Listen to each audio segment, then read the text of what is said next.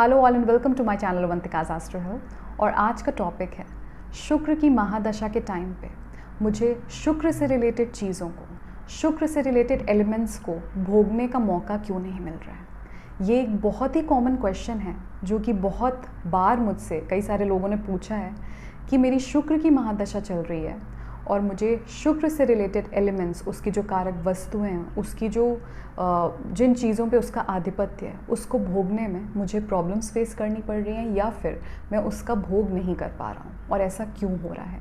क्योंकि मैंने तो एक्सपेक्ट किया था कि जब मेरी शुक्र की महादशा आएगी केतु के बाद तो यहाँ पे कुछ अच्छा होगा, लेकिन अभी भी मेरी रिलेशनशिप्स में मुझे कोई सक्सेस देखने को नहीं मिल रही है, मेरे रोमांटिक एसोसिएशंस ख़राब हैं, मेरे फाइनेंसेस लो हैं और मुझे लग्जरी एक्सपीरियंस करने को नहीं मिल रही है। तो ऐसा क्यों हो रहा है? शुक्र की महादशा में आपको शुक्र का कैसा फल मिलेगा, ये शुक्र की स्थिति पे डिपेंड करेगा। और अगर आपकी कुंडली में शुक्र ज़्यादा कमज़ोर हो गया या फिर पीड़ित हो गया है तो आपको शुक्र की जो कारक वस्तुएं हैं, उसके जो एलिमेंट्स हैं, उसका जो स्पेस है, उसका भोग भोगने में प्रॉब्लम्स फेस करनी पड़ेंगी। तो आप एक अच्छे एस्ट्रोलॉजर को कंसल्ट कर सकते हैं जो आपको बता पाएँ, कन्वे कर पाएँ कि आपका शुक्र किस स्थिति में है और आपको उसको स्ट्रॉन्ग बनाने के लिए, उसको इम्प्रूव करने के लिए आपको क्या करना चाहिए, क्या रेमेडीज़ करनी चाहिए, क्या सॉल्यूशंस अप्लाई करनी चाहिए।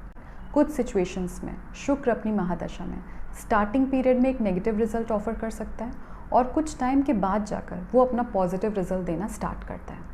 ऐसा तब ज़्यादा होता है जब शुक्र केंद्र का स्वामी है, किसी शुभ घर का स्वामी है और वो एक दुष्ट स्थान का स्वामी भी है। तो अक्सर मैंने देखा है जो स्टार्टिंग का पीरियड है शुक्र की महादशा का, वो थोड़ा बुरा वक्त निकलता है और उसके बाद जाकर शुक्र अपना एक पॉजिटिव रिजल्ट देना स्टार्ट करता है, क्योंकि वो एक शुभ घर का स्वामी भी है।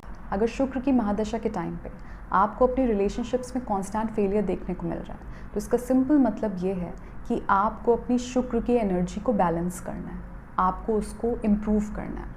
और आप शुक्र की एनर्जी को कैसे बैलेंस करते हो? By following Venus attributes. जो वीनस के एट्रीब्यूट्स हैं आप उसको फॉलो करते हो। देखिए, शुक्र ग्रह अपने में बहुत ही कंपोज्ड है, कंटेंट है, बहुत रिलैक्स्ड है, काम है। तो ये जो शुक्र के आचरण है, आपको इसको फॉलो करना है, इसको प्रैक्टिस करना है। आपको डेली लाइफ में काम प्रैक्टिस करना चाहिए, माइंडफुलनेस प्रैक्टिस करनी चाहिए, आपको कंपोजर प्रैक्टिस करना चाहिए। शुक्र की एनर्जी को बैलेंस करने के लिए, उसको स्ट्रॉन्ग बनाने के लिए आपको डिस्ट्रक्शन से दूर हो जाना चाहिए, because Venus represents construction. Venus अपने में कंस्ट्रक्टिव एनर्जी का कारक ग्रह है। तो अगर आप डिस्ट्रक्शन को छोड़ देते हो, उसको क्विट कर देते हो, तो आप नेचुरली कंस्ट्रक्शन की तरफ बढ़ोगे। शुक्र एक रचनात्मक प्लैनेट है और जब हम अपनी लाइफ में रचनात्मक हो रहे होते हैं, कंस्ट्रक्टिव हो रहे होते हैं, तो हम बेटरमेंट की तरफ बढ़ रहे होते हैं। And that is exactly what Venus represents.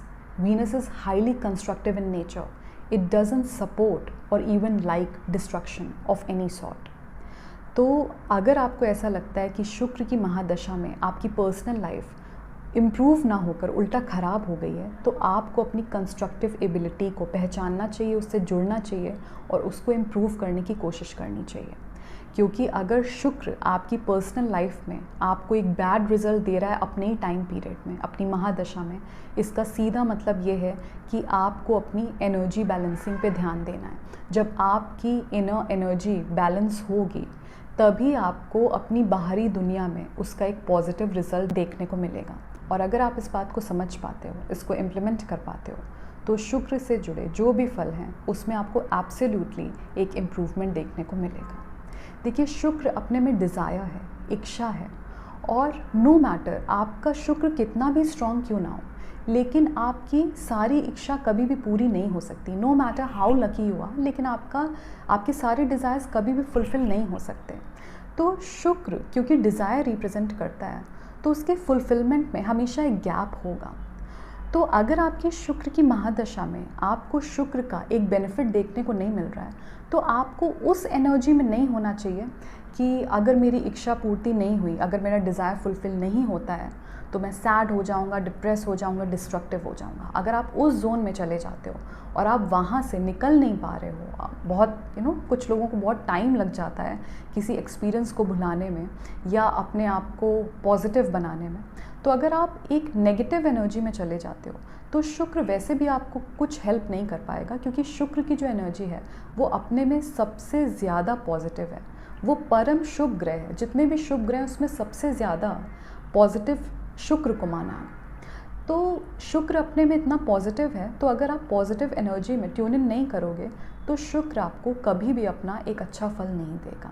तो ये था शुक्र की महादशा से जुड़े फल के बारे में। अगर आप लोगों को ये वीडियो अच्छा लगा हो तो प्लीज़ इसको लाइक करिएगा और बताइएगा मुझे कमेंट सेक्शन में कि आप लोगों को ये वीडियो कैसा लगा।